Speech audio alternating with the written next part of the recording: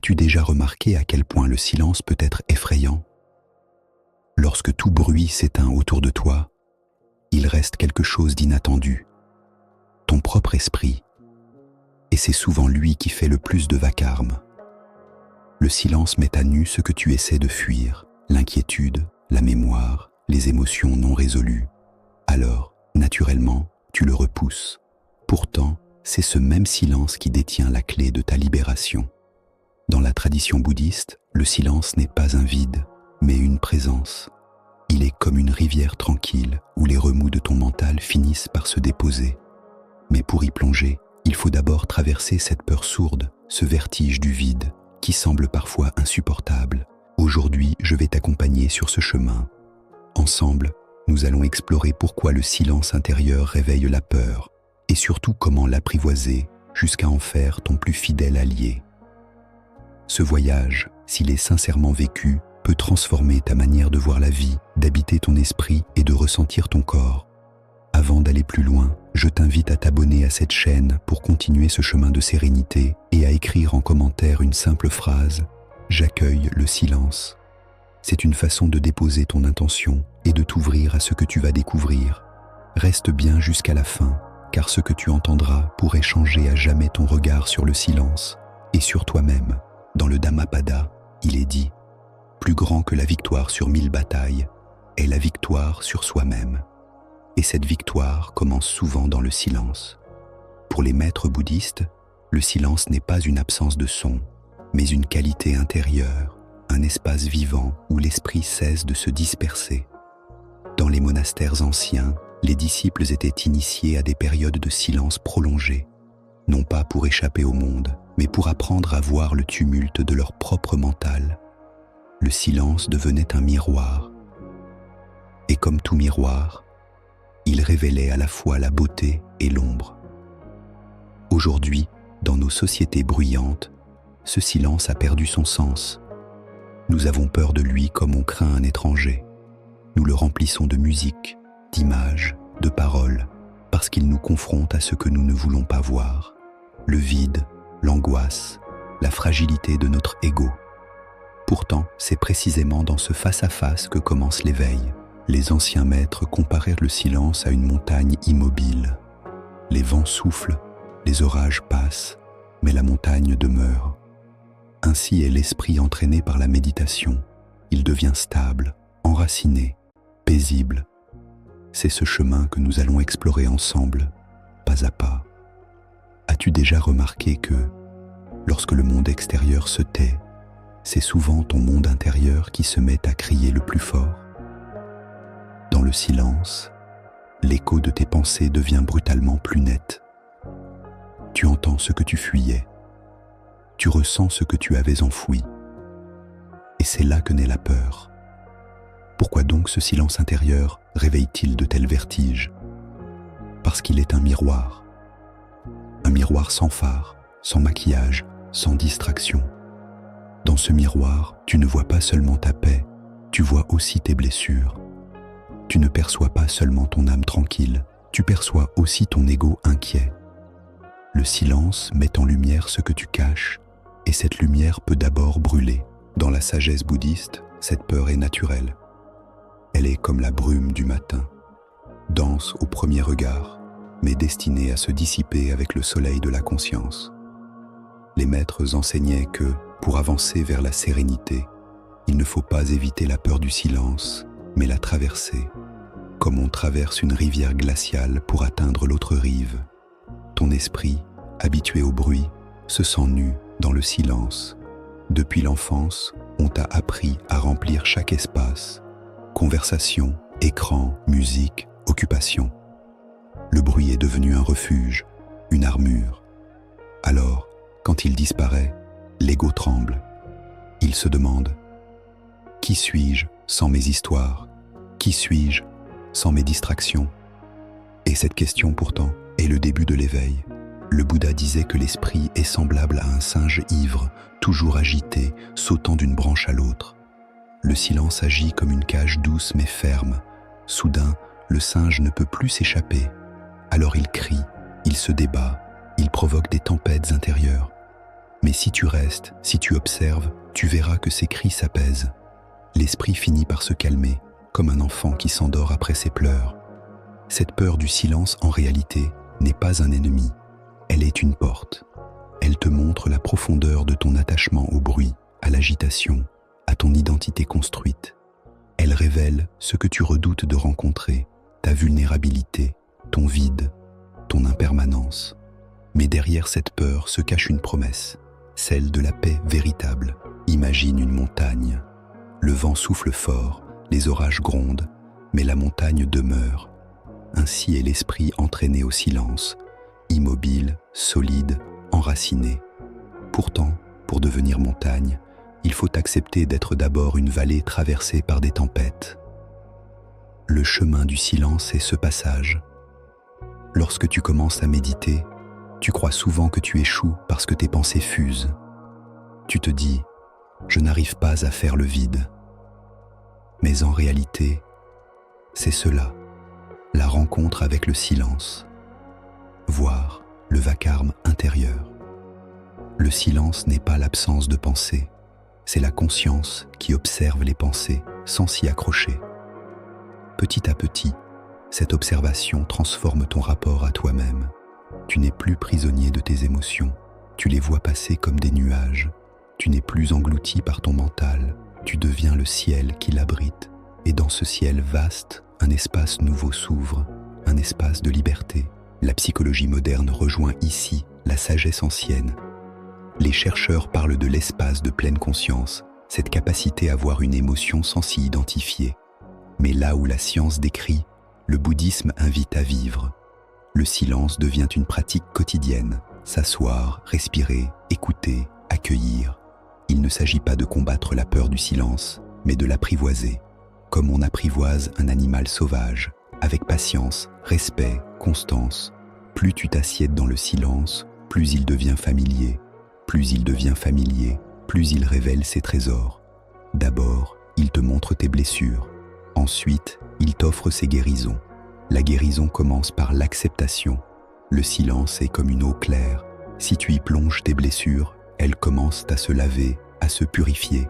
Les maîtres disaient « Ne crains pas le vide, car c'est dans le vide que naît la lumière. » Alors, la prochaine fois que tu entres en silence, ne cherche pas à fuir. Accueille la peur comme une visiteuse. Dis-lui « Je te vois, je t'entends, tu peux rester. » Et observe. Tu verras qu'elle se transforme. Elle perd sa force, elle devient enseignement. Car au cœur du silence, tu ne trouves pas le néant. Tu trouves la vie, plus vaste que le bruit, plus profonde que tes pensées. Tu découvres que le silence n'est pas ton ennemi. Il est ton maître. Lorsque tu restes dans le silence, après l'agitation des premiers instants, une nouvelle étape commence. Tu découvres que le silence n'est pas seulement absence de bruit, il est présence subtile.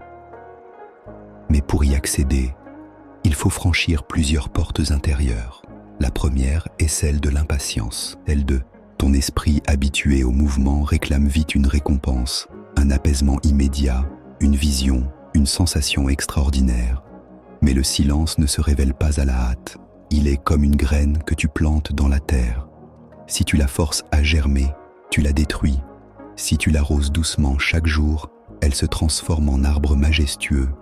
Le silence exige cette patience. La deuxième porte est celle de la confrontation. Dans le silence, les souvenirs que tu avais refoulés refont surface. Des douleurs anciennes, des regrets, des peurs cachées. C'est comme si le silence ouvrait les tiroirs poussiéreux de ton esprit. Ce moment est difficile, et c'est souvent là que beaucoup renoncent. Mais rappelle-toi, la guérison commence quand la plaie est exposée à la lumière. Si tu oses regarder sans jugement ce qui surgit, alors déjà la transformation s'opère. La troisième porte est celle de l'ego. Dans le silence, ton moi perd ses repères. Il n'a plus ses histoires à répéter, ses distractions à alimenter, ses combats à mener. Alors il se sent menacé. Il murmure « Tu perds ton temps. Tu devrais faire quelque chose d'utile. » Ce silence est inutile. Mais en vérité, c'est dans cette inutilité apparente que se cache l'essentiel. Le silence brise les illusions de l'ego, et c'est pour cela qu'il résiste si fort. Les maîtres bouddhistes comparaient cette étape à l'apprivoisement d'un cheval sauvage. Le cheval se cabre, il refuse la bride. Mais si tu es patient, si tu restes ferme sans violence, peu à peu il accepte la direction. Ton esprit est ce cheval. Le silence est la main douce qui finit par le guider vers la paix. Et puis, une quatrième porte s'ouvre, celle de la présence. Lorsque l'agitation se calme, tu découvres un état étrange, à la fois vide et plein. Vide de pensées parasites, plein de conscience. Ce n'est pas un sommeil, ni une distraction, c'est une vigilance tranquille, comme une flamme stable, sans tremblement. C'est dans cet état que le silence devient nourrissant. Le silence nourrit comme une nourriture invisible. Il nourrit ton corps en abaissant le stress, en régulant ton souffle, en reposant ton système nerveux. Il nourrit ton esprit en dissolvant les tensions, en clarifiant tes pensées, en apaisant tes émotions. Il nourrit ton âme en t'ouvrant à une dimension plus vaste, au-delà de ton petit moi. Dans la psychologie moderne, on parle de l'effet de la méditation sur le cerveau. Diminution de l'amygdale, centre de la peur, augmentation du cortex préfrontal, siège de la clarté. Mais dans le langage bouddhiste, on dit simplement que le silence éteint les flammes de l'illusion et révèle la fraîcheur de la vérité. Le silence intérieur est donc un chemin, mais ce chemin ne se parcourt pas en un jour. Chaque fois que tu t'assieds pour écouter ce silence, tu avances un pas. Certains jours, tu ne verras que tumulte, d'autres, tu goûteras une paix inattendue. Ne juge pas, reste fidèle. C'est cette fidélité qui crée la transformation. Rappelle-toi cette image. Le lac, agité par le vent, ne reflète rien. Mais si tu attends que le vent tombe, alors l'eau devient claire et reflète la lune. Ton esprit est ce lac. La lune est ta véritable nature. Le silence est le vent qui se calme. Alors, pourquoi le silence fait-il peur? Parce qu'il met à nu tes attachements, tes blessures, ton ego. Mais pourquoi conduit-il à la sérénité? Parce qu'en traversant ces obstacles, tu découvres ta nature profonde qui est déjà paisible, déjà lumineuse, déjà libre. Ce voyage demande du courage, le courage de rester avec soi-même, le courage d'écouter ce que tu n'as jamais voulu entendre, le courage de ne pas fuir. Mais ce courage est récompensé par une richesse plus grande que toutes les distractions du monde. Quand tu goûtes véritablement le silence, même quelques instants, tu comprends qu'il ne te prive de rien. Au contraire, il te donne tout. Il te rend à toi-même. Il te relie à la vie. Il te rappelle que derrière le bruit du monde, il existe un espace immuable, comme le ciel derrière les nuages. Et ce ciel est ton véritable refuge. Pourquoi le silence nous effraie-t-il tant? Parce qu'il met en lumière une vérité que l'ego cherche à éviter, l'impermanence. Tout ce que tu crois stable, tout ce à quoi tu t'accroches, est appelé à disparaître. Dans le silence, cette réalité ne peut plus être masquée par les bruits du monde. Elle apparaît dans toute sa nudité. Le Bouddha enseignait les 3 marques de l'existence, l'impermanence, la souffrance et l'absence d'un soi fixe. Dans le tumulte quotidien, tu peux les oublier. Mais dans le silence, elles se dressent devant toi comme des gardiennes du chemin. La première est l'impermanence. En silence, tu entends battre ton cœur, tu sens ton souffle, tu observes le passage des pensées. Tout change d'instant en instant, rien ne dure. Même la peur que tu ressens se transforme si tu la regardes assez longtemps. Pourtant, ton ego veut croire à la permanence. Il veut fixer, posséder, contrôler. Alors le silence l'effraie, car il lui rappelle que tout lui échappe. La deuxième est la souffrance. Non pas une condamnation, mais une constatation. Lorsque tu observes ton mental en silence, tu vois ses désirs insatisfaits, ses colères, ses attentes. Tu comprends que la souffrance naît de l'attachement. Le silence agit comme une loupe. Il grossit ce que tu portes en toi. Et au lieu de le cacher, il t'invite à le voir clairement. La troisième est l'absence d'un soi fixe. Lorsque tu plonges dans le silence profond, les frontières de ton moi s'estompent. Tu vois que tes pensées viennent et repartent sans que tu les contrôles vraiment. Tu constates que tes émotions ne sont pas toi, mais des visiteurs. Tu réalises que ce que tu appelais moi est une illusion en mouvement. Cette révélation peut effrayer, car l'ego croit mourir. Mais en vérité, c'est une naissance. La naissance a une conscience plus vaste. Dans la tradition zen, on dit que le silence est comme le vide d'un bol. C'est ce vide qui permet au bol de contenir de l'eau. De même, c'est le silence intérieur qui permet à la vie de s'écouler librement. Mais si tu refuses de voir le vide, tu refuses la véritable fonction de ton esprit. Alors, que faire?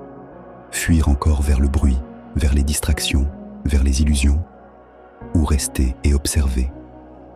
Le chemin bouddhiste propose de rester, de regarder en face ce que l'ego fuit, de transformer la peur en allié. Le silence révèle aussi les lois du karma. Chaque pensée, chaque parole, chaque action laisse une trace en toi. Dans le tumulte, tu ne le remarques pas. Mais en silence, tu vois clairement comment une pensée de colère en appelle une autre, comment une inquiétude engendre une chaîne d'angoisse. Tu vois la mécanique de ton esprit, et c'est là que la liberté commence, car ce que tu vois, tu peux le transformer. Le silence est comme une lampe qui éclaire les rouages cachés de ton mental. Il montre les habitudes inconscientes, les attachements subtils, les illusions tenaces. Oui, c'est inconfortable. Oui, c'est parfois douloureux. Mais c'est aussi une chance inestimable. Car ce qui est vu peut être libéré. Lorsque tu restes fidèle à la pratique du silence, peu à peu les couches se dissolvent. Tu n'as plus besoin de fuir l'impermanence, tu l'acceptes comme la danse de la vie. Tu n'as plus besoin de nier la souffrance, tu la reconnais comme une enseignante. Tu n'as plus besoin de défendre ton ego. Tu découvres qu'il n'a jamais été ton essence. Ce processus est un dépouillement.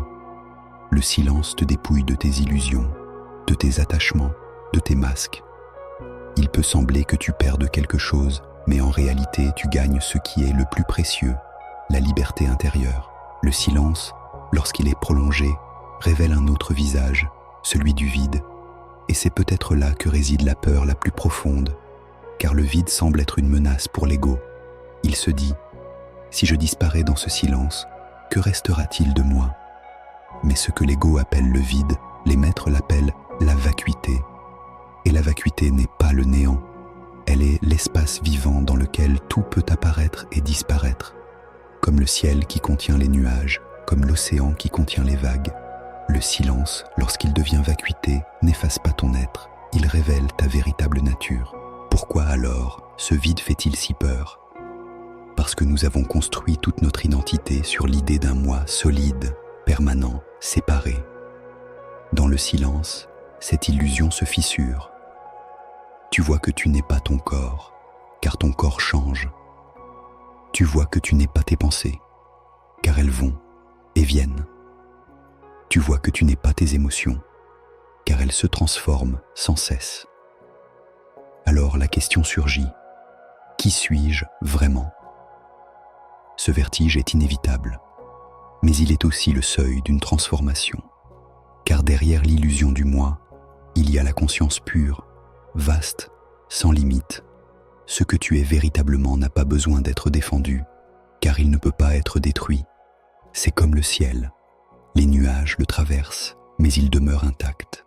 Dans la course au contrôle, l'ego cherche sans cesse à éviter cette révélation. Il remplit ton esprit d'objectifs, de projets, de comparaisons. Il veut être reconnu, admiré, validé. Mais dans le silence, tout cela s'effondre. Le contrôle devient inutile, et cette inutilité est sa plus grande peur. Pourtant, c'est aussi la clé de la liberté. Lorsque tu cesses de vouloir contrôler, tu découvres que la vie s'écoule d'elle-même, comme une rivière qui trouve son chemin vers la mer. Tu n'as pas besoin de pousser l'eau, elle avance seule. Le silence t'apprend cette vérité simple. Tu n'es pas le maître du flot, tu es le flot lui-même. Les maîtres bouddhistes enseignaient que la souffrance vient du refus de l'impermanence. Tu veux que les choses durent, que les êtres que tu aimes restent, que les situations agréables ne changent pas. Mais tout change, inexorablement. Dans le bruit, tu peux oublier cette vérité. Dans le silence, elle s'impose à toi. C'est douloureux, mais si tu l'acceptes, tu découvres une paix nouvelle. Accepter l'impermanence, c'est cesser de se battre contre la réalité. C'est comme apprendre à danser sous la pluie au lieu de maudire les nuages. Le silence te confronte à la pluie de l'existence et t'invite à danser. Il existe aussi une autre peur, subtile, la peur de l'espace intérieur. Beaucoup craignent de rester seuls avec eux-mêmes, car ils découvrent une solitude profonde. Mais cette solitude n'est pas un isolement, elle est une plénitude. Dans le silence, tu n'es pas séparé, tu es relié à tout. Tu ressens que ton souffle est le souffle du monde, que ton cœur bat avec l'univers. Le silence est donc une école paradoxale. Il t'arrache à tes certitudes pour te donner une vérité plus vaste. Il détruit ton ego pour révéler ton être véritable. Il fait naître la peur pour t'offrir la sérénité. C'est en acceptant ces paradoxes que tu avances. Un maître zen disait « Le silence n'est pas la réponse. Le silence est la question. » La question que tu n'oses pas poser, suis-je prêt à voir qui je suis au-delà de mes masques? Si tu restes, si tu persévères, alors le silence devient une bénédiction. Il ne t'effraie plus, il t'accueille, il devient ton refuge. Ainsi, le chemin que tu parcours dans le silence est un voyage de dépouillement.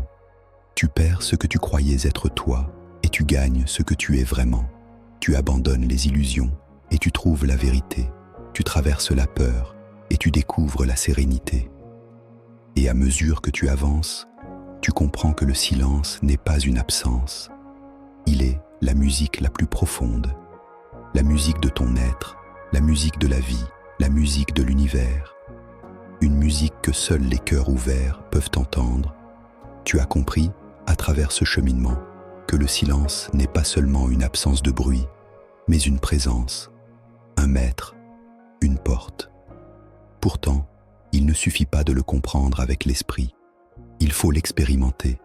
Le silence doit devenir une pratique, une discipline douce mais régulière, une habitude sacrée qui transforme peu à peu ton être. Je vais maintenant te partager des clés concrètes, des rituels simples que tu peux intégrer dans ta vie quotidienne pour apprivoiser le silence intérieur, transformer la peur en sérénité et réharmoniser ton corps, ton esprit et ton énergie.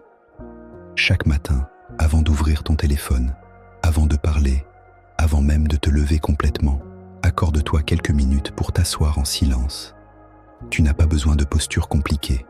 Assieds-toi simplement, le dos droit mais détendu, les mains posées sur tes genoux. Ferme les yeux. Ressens ton souffle. Laisse-le s'allonger naturellement. Inspire profondément, puis expire lentement. Observe. Tu verras que ton esprit voudra tout de suite courir. Penser à la journée, faire des listes, planifier. Ramène-le doucement au souffle. Encore et encore.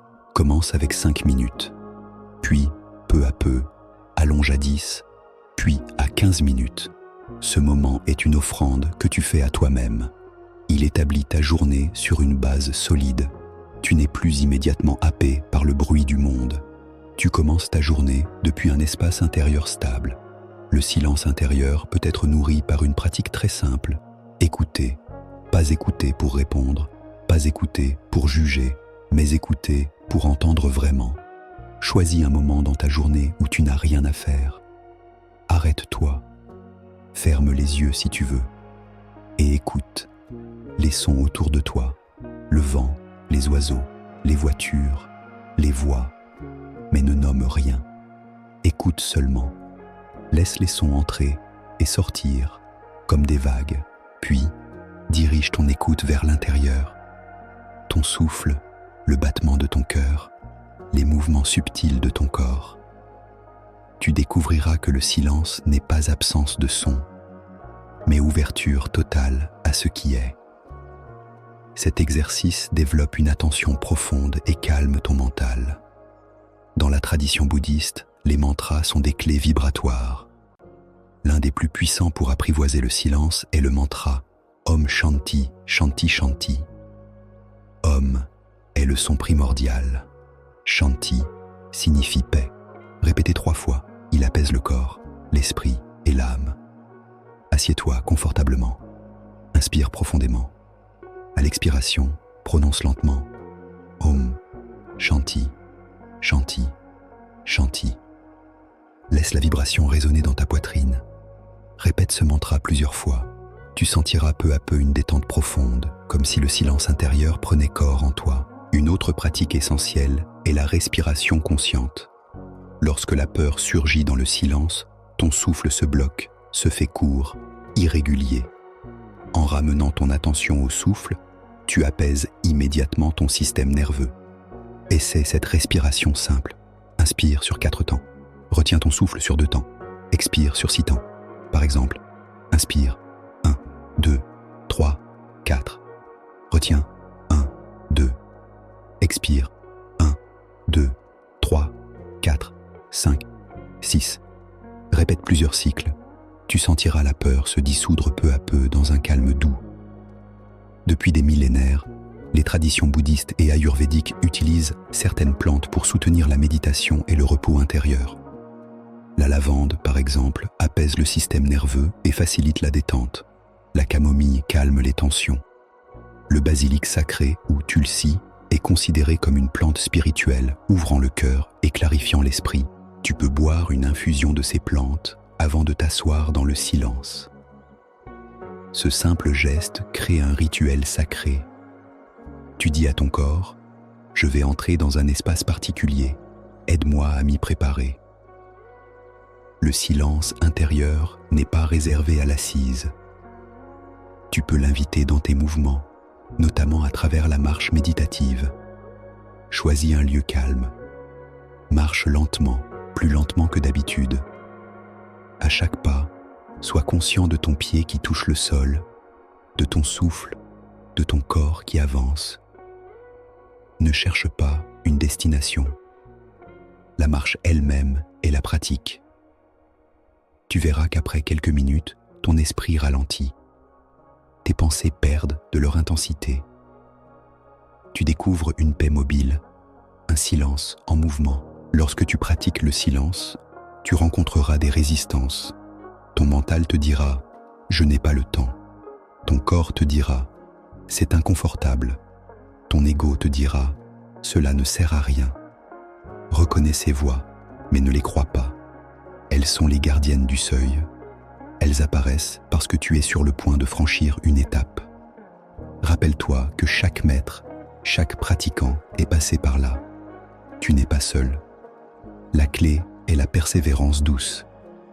Pas la force, pas la rigidité, mais la constance.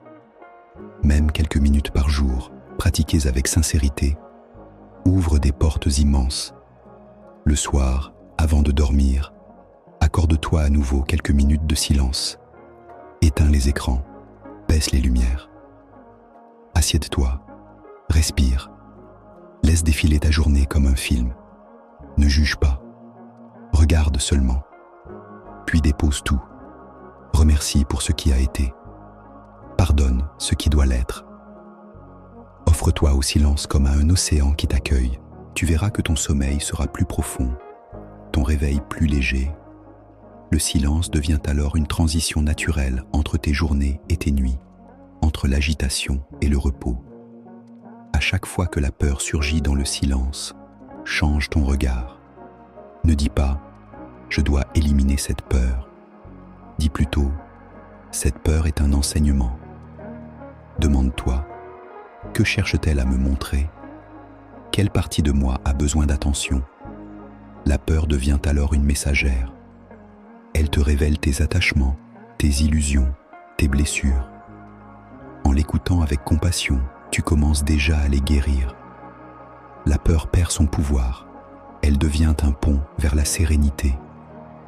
Enfin, souviens-toi que le silence n'est pas seulement pour toi.